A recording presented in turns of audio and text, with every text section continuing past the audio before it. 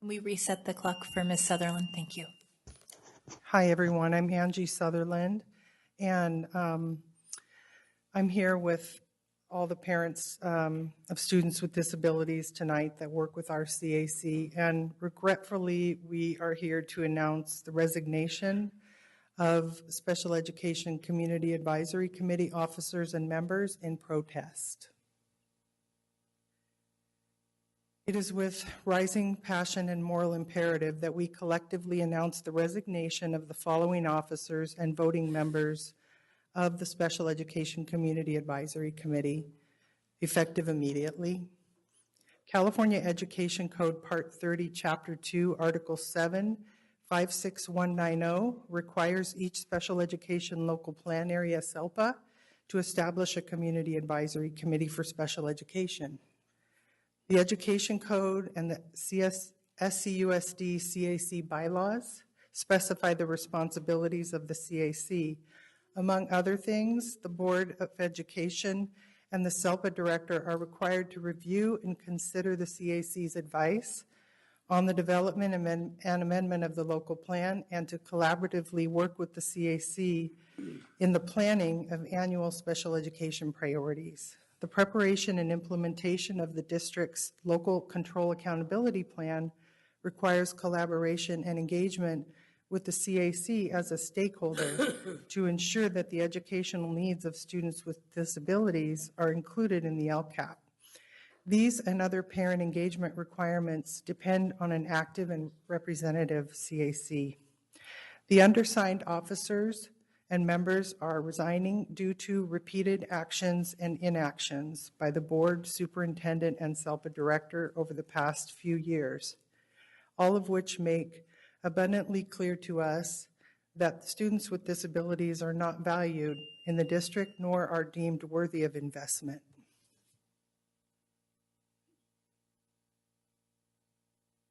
Hello, Board. My name is Jessica Tavera-Valines, and I hold the secretary position for CAC.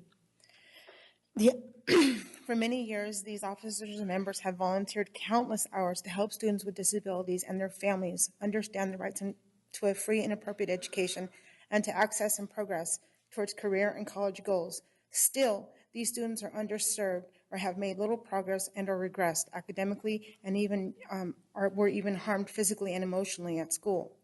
Students with disabilities have the lowest graduation rate of any subgroup in the district. Only 57% graduated in June of 2017. At that rate, and that rate is declining significantly over the prior years. It's also significantly lower than the statewide graduation rate of 65%, which has been climbing the past 3 years. A universal complaint expressed by parents and some professionals to members of the CSE is that children with learning disabilities in the CSUSD district are simply not served. These students are labeled as having attention or behavior problems, or just simply labeled lazy. The district takes the wait and fail approach and does not evaluate for possible learning disorders, which could by all means be remedied if they are detected early. When students are significantly behind in grade level in reading, the district fails to provide evidence-based intervention with fidelity or special education services because the district has failed to provide its general education teachers or reading specialists for any training and methodologies that actually work. One nationally respected educational psychologist calls SCUSD's approach to students with learning disabilities educational malpractice. Well, okay. With learning disabilities impacting potentially 1 in 5 of all students, the district's failure to provide evidence-based instruction to students with reading disorders is the primary cause of the students' prison to pipeline. Thank you, Jessica. Good evening, President, members of the board. I'm Renee Webster Hawkins. I'm the chair of the Ad Hoc Committee on Student Outcomes for the CAC. I'm a mom of 2 kids, one of whom, Jeremy, is with us tonight. To continue, the district's expenditure on a $2.5 million program that you're going to be hearing about later tonight, which forces struggling students to go to summer school just to rehash curriculum which didn't work in the first place, is punitive on the children. A visionary academic director would invest those funds in professional development for hundreds and hundreds of teachers at all levels, from kindergarten through 12th grade, to learn and teach structured literacy and multisensory math curriculum, which, if delivered explicitly and with fidelity, can more effectively remediate struggling students within the academic year. Despite the fact that federal law requires students with disabilities to be taught in the least restrictive environment, this district continues to add segregated classrooms. In 1993, this district so very badly wanted to segregate a kindergartner with cognitive disabilities from her friends that the district sued a local wonderful family all the way to the United States Supreme Court and lost. The Rachel H. case is now the law of the land, giving students the right to be taught alongside their typically developing peers. And yet, Sacramento City Unified School District continues to defy federal law and Rachel H. in complete disregard for students' rights. In addition to adding segregated classrooms, in recent years, the district has chosen to staff these segregated classrooms with uncredentialed teachers hired en masse from overseas markets. There is no transparency as to the quality of instruction or evidence-based curriculum being offered in these classrooms and whether the services are individualized as required by federal law. Thank you, Renee.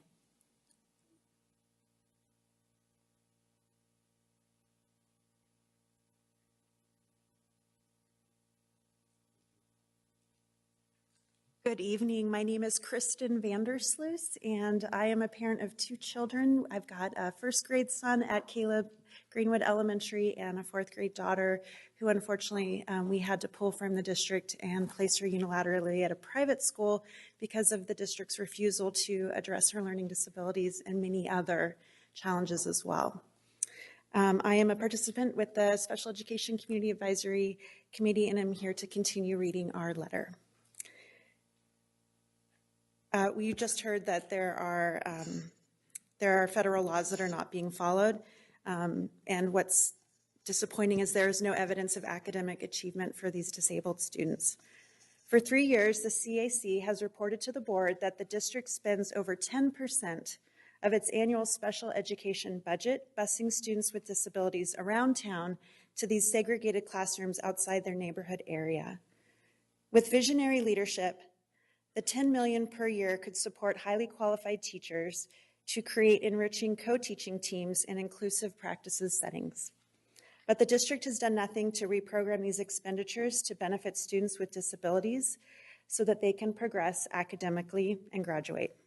Despite a detailed audit documenting the depth and breadth of the failure to provide appropriate special education services in May of 2017, the district has failed to implement or even report out on any meaningful plans for changes in the SELPA and special education leadership or capacity of schools to correct the grave deficiencies.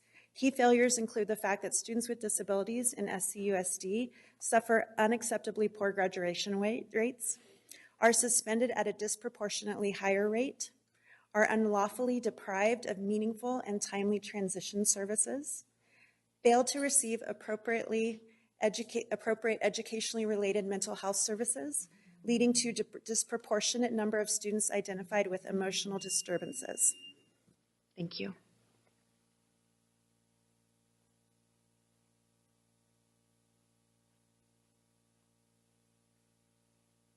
Hello, members of the board. My name is Kenya Martinez. I am the mother of two children currently attending Sac City Unified School District. I'm going to read from where we dropped off. An inexplicably dropout of special education services at an alarming rate between 11th and 12th grade suffer racial disparity through significantly disproportionate over and under identification and are more likely to be identified with an intellectual disability if they are an English language learner. The May 2017 audit also detailed significant disconnects and deficiencies in the district's organizational capacity and leadership, including a site-based theory of change, which gives autonomy to school sites and creates inequities in special education services from campus to campus, depending on each principal's discretion and commitment to fully serve students with disabilities. Following the May 2017 audit, the CAC asked the board for three things. One, a board-level special education committee to oversee the district's plan and progress to address the grave deficiencies in the audit. Two, to follow the audit team's recommendation to reorganize the special education division and hire a proven expert to take the reins and turn around the outcomes for students with disabilities. And three, to establish a strategic plan to implement the audit's recommendations. 1 year later, none of these things have happened. In the fall of 2017, the CAC hosted a roundtable discussion with board members and staff to receive a report on the progress made to implement the May 2017 audit. Education audit recommendations. Staff reported that staff in the general education and special education divisions in headquarters had moved their desks closer together. Thank you. Good evening, board members and Superintendent Aguilar. My name is Sarah Inman, and I am a member at large.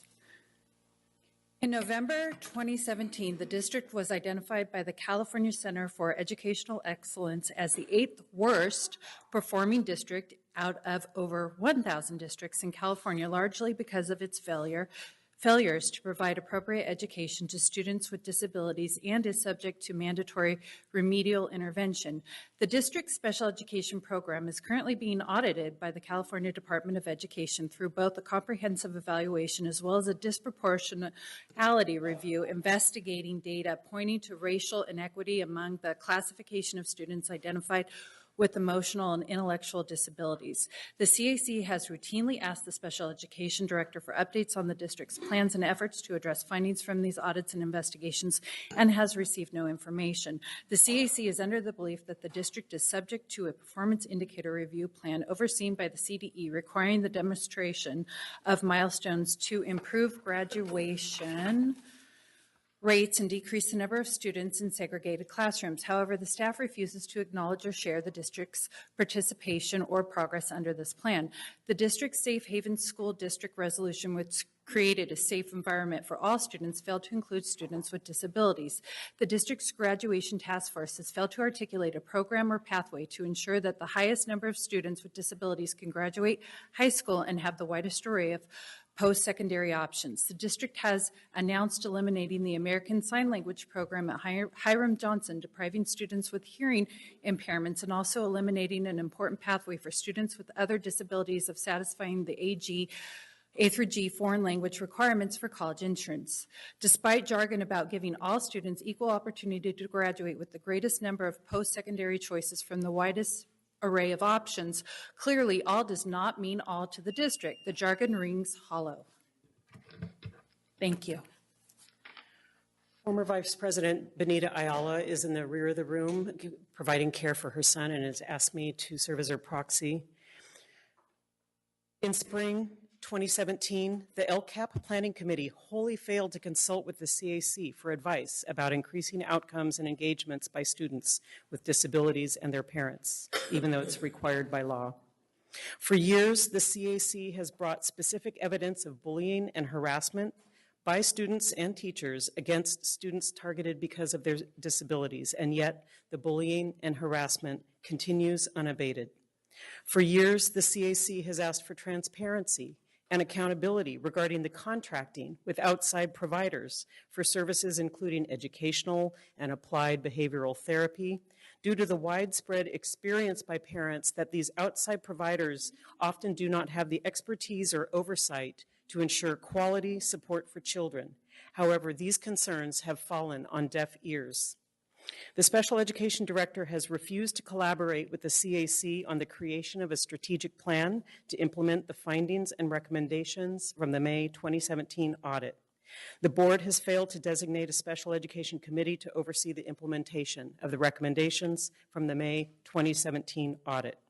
And the board, superintendent, and administration have failed time and time again to include express consideration of students with disabilities in the initiatives and other executive decisions. Thank you. My name's Angel Garcia. I'm the current vice chair of the Community Advisory Committee. Despite working collaboratively with the district, 4 of the executive CAC members had to pull their children out of public schools and place them in private schools where they are excelling academically and in a safe learning environment.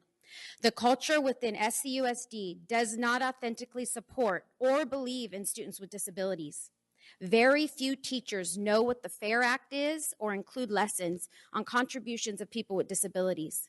Too often, students who have been bullied are blamed for the bullying or held responsible for stopping it. The illegal Appendix D, which existed in the district's contract with the teachers for over 20 years, cultivated a culture and where teachers believe that they can pick and choose whether or not to have students with disabilities in their class. Ever since it fought Rachel H's family, the district has been a place where students with disabilities are made to believe that they are a burden and somehow present a danger to the right of non-disabled children to the very best education. Sometimes people call it encroachment. This culture must change, starting at the top. Each of you knows the signatories of this letter and have witnessed the patience, collaboration, leadership, and good faith we have brought to this critical endeavor for many years, many forums, many challenges and trying events. However, these are civil rights which are being denied to over 6,000 students in the district every year. We can no longer be complicit within an organization who has demonstrated repeatedly that is either uninterested or incapable of serving students with disabilities. With resounding dignity, full-throated equity, and uproarious faith in their ability to succeed beyond our wildest dreams and hope. With regret, Angela Sutherland, Angel Garcia, Benita Ayala, Grace Trujillo, Jessica Tavera Valinas, Calvir Desi, Katie Connor, Kenya Martinez, Kristen Vandersloos, Renee Webster Hopkins, and Sarah Inman. Does that conclude the comments from the CAC? Okay. Before we take our next public comment, I did want to say a couple things in response. I have had the opportunity to sit with several of you in tears. I've been in tears myself as you've struggled to try and navigate the system and advocate on behalf of your children. I know what that's like. I'm experiencing some of those same challenges myself currently. I will tell you, I acknowledge the brokenness of our abilities to serve special education students at the level we need to. And beyond that, each of our board members are currently in acknowledging those deficiencies, having meetings on our special education services and practices so that we better understand both what is being done today, what has been tried, and where we are going moving forward based upon the audit. I can tell you, and I don't want to speak for my other board members, but when we had the audit, we were happy to lean into the criticism because we thought that that would serve as a mandate for change. Part of what we've requested as a board is that in May we have a presentation on our special education work, the changes that have been made, and what we're continuing to do to address the deficiencies. I know that that is woefully insufficient to parents who feel that their children are being failed today. Just know that I hear your voices. I appreciate your advocacy. And as a parent who struggles with many of the same challenges, I also truly and deeply understand your pain.